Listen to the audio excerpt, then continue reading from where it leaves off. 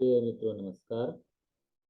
आज हम सौहार्दम प्रकृते शोभा इस पाठ के जितने भी प्रश्न और उत्तर है उन सभी पर आज हम चर्चा करेंगे। प्रश्नोत्तर पर चर्चा करेंगे। एनसीईआरटी के पाठ्य पुस्तक में ये पाठ है। 7वें नंबर का पाठ है संस्कृत के पाठ्य पुस्तक में।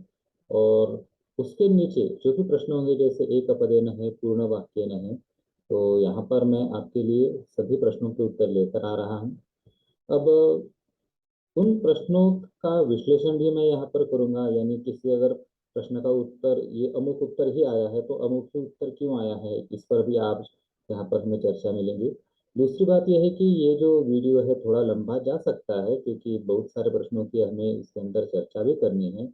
तो अगर आपको सीधे केवल उत्तर ही चाहिए तो हमारी जो वेबसाइट है कक्षाकौमुदी.com, वहाँ पर आपको एक लेख भी पूरा मिल जाएगा जिसके अंदर आपको ये पूरे प्रश्नों के उत्तर सीधे एक ही दृष्टिक्षेप में आपको मिल जाएंगे। लेकिन प्रश्नों का यदि आप विश्लेषण चाहते हैं कि इस प्रश्न का ये उत्तर क्यों आया है, तो आप लोग इस वीडियो को देख सकते हैं। तो चलिए शुरू करते हैं आज का ये वीडियो। मैं मेरी स्क्रीन आपके साथ साझा कर रहा हूँ। तो उम्मीद है कि आपको मेरी स्क्रीन दिखाई दे रही होंगी। यहाँ पर मैंने हमारा जो पाठ है उस पाठ के जितने भी प्रश्न हैं उन सभी प्रश्नों को इस एक वर्ड फाइल में पहले तो टाइप कर लिया रखा है। अब हम एक एक करके इन सभी प्रश्नों के उत्तर देखेंगे। तो सबसे पहले आते हैं एक पदेन उत्तरम लिखत। ये वाला हमारा सबसे पहला प्रश्न है। एक पदेन उत्तरम लिखत यानी आपको एक पद में, पद शब्द का मतलब होता है शब्द, तो आपको किसी एक शब्द में इन सभी प्रश्नों के उत्तर लिखने हैं। तो सबसे पहला प्रश्न देखिए, वनराज कई दूरवस्था प्राप्त। यानी देखो पहले प्रश्नों को समझते हैं। वनराज यानी कौन? वन का राजा सिंह। ये वन का राजा सिंह कई ही यानी किनके द्वारा दूरवस्था प्राप्त। देखो अवस्था का मतलब होता है हालत, और दुरवस्था यानी खराब हालत। तो वन का राजा शेर ये किन की वजह से, किन से दुर्वस्था को प्राप्त हो गया, खराब हालत को प्राप्त हुआ। तो इसका उत्तर हमें हमारे पाठ में मिल जाएंगे। देखिए मैंने यहाँ पर पीले रंग में इसको हाईलाइट करके रखा है, और इस वाक्य में आपका उत्तर आपको छुपा हुआ मिल जाएगा। तो तुच्छ दिवई ही दुरवस्थया, ये दुरवस्था और ये शब्द हमें यहाँ पर मिल गया। वनराज ये भी शब्द मिल गया। तो ये जो पूरा वाक्य है, इस पूरे वाक्य का बस इतना मतलब है कि निद्रा के भंग के दुख से वनराज होते हुए भी तुच्छ जीव ही आत्मन एतादृशया दुरावस्थया श्रांत, यानी तुच्छ जीवों के द्वारा ऐसी दुरावस्था होने से वो थक गया था।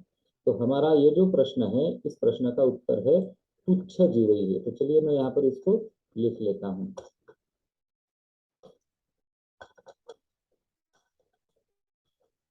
तुच्छ जीव ही। अब एक बात ध्यान रखना, ये भले ही आपने ये एक पदे न उत्तर लिखा है, उत्तर भले ही आपका एक ही पद में है, लेकिन फिर भी यहाँ पर एक पूर्ण विराम होना चाहिए। तो तुच्छ जीव ही ऐसा हमने उत्तर लिखा। अगला प्रश्न है, कह वातावरणम कर्कश ध्वनिना आकुली करोति। देखिए कह का मतलब है कौन, और वातावरण, वातावरण ये हमारा आसपास का तो वातावरण एटमोस्फियर। तो कौन है वो जो अपने वातावरण को, आसपास के वातावरण को कर्कश ध्वनि ना, कर्कश ध्वनि ना यानी कर्कश यानी अनप्लीजेंट, कर्कश ध्वनि, ध्वनि यानी आवाज, तो कर्कश ध्वनि से आकुली करोति, आकुलित करता है, दुखी करता है, यानी खराब करता है माहौल को। तो ऐसा कौन है? तो देखिए वैसे तो बहुत सारे लोग हैं हमारे इर्द गिर्द जो कि अपनी आवाज से वातावरण को खराब करते हैं, लेकिन पाठ में हमने क्या देखा है? तो पाठ में अगर हम पढ़ेंगे तो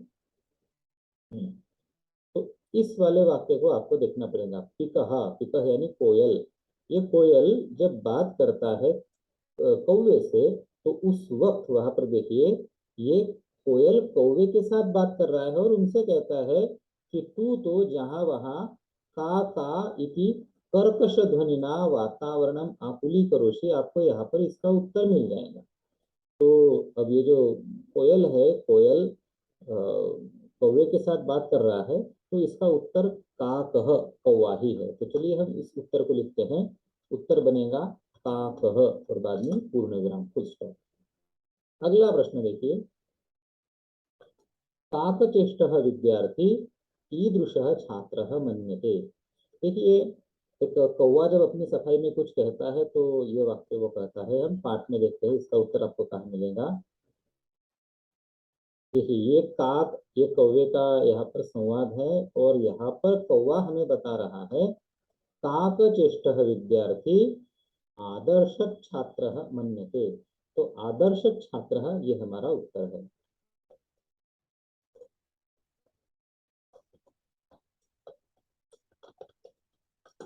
तो ये उत्तर मैंने यहाँ पर लिख दिया। आगे चलते हैं, अगला प्रश्न है कह आत्मानं बलशालिनं विशालकायं पराक्रमिणं च कथयति। यानी कौन अपने आप को, आत्मानं शब्द का मतलब होता है खुद को, अपने आप को, तो कौन अपने आप को बलशालिनम, बलशाली, विशालकायं, बहुत बड़े शरीर वाला, और पराक्रमिणम च कथयति, और पराक्रमी कहता है। यानी कौन अपने आप को बलशाली, विशाल का यानी बड़े शरीर वाला, और पराक्रमी कहता है। तो इसका उत्तर भी आपको पाठ में ही मिल जाएगा। देखते हैं कहाँ पर है। तो देखिए ये जो हाथी है, ये हाथी कहता है, देखो, खुद को विशालकाय, बलशाली और पराक्रमी, ये कौन कह रहा है? हाथी। यहाँ पर आपको इसका उत्तर मिल जाएगा। गजह, ये गजह हमारा उत्तर है। अगला प्रश्न देखिए, न प्रश्न है बकह कीदृशान मीनान क्रूरतया भक्षयति। बकह यानी बगुला, ये सफेद रंग का पक्षी बगुला, कीदृशान मीनान यानी कैसे मछलियों को क्रूरतया भक्षयति, क्रूरता से खाता है। क्रूरता यानी क्रुएलिटी, तो क्रुएलिटी से ये खाता है। कौन खाता है? ये बगुला कैसी मछलियों को खाता है? देखो मछलियों को खाता है बताया, लेकिन कैसी मछलियों को, तो इसका भी उत्तर हमें मिल जाएगा।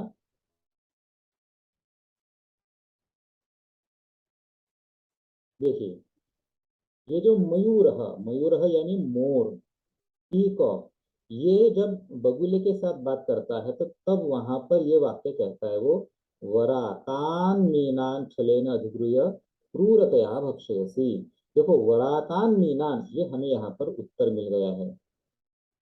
वराक का मतलब होता है बेचारा, और वराकान मीनान यानी बेचारी मछलियों को। तो बेचारी मछलियों को ये जो बगुला है ये क्रूरता से खा लेता है। तो अब हम यहाँ पर लिखेंगे अपना उत्तर जो है, तो उत्तर बनेगा वराकान।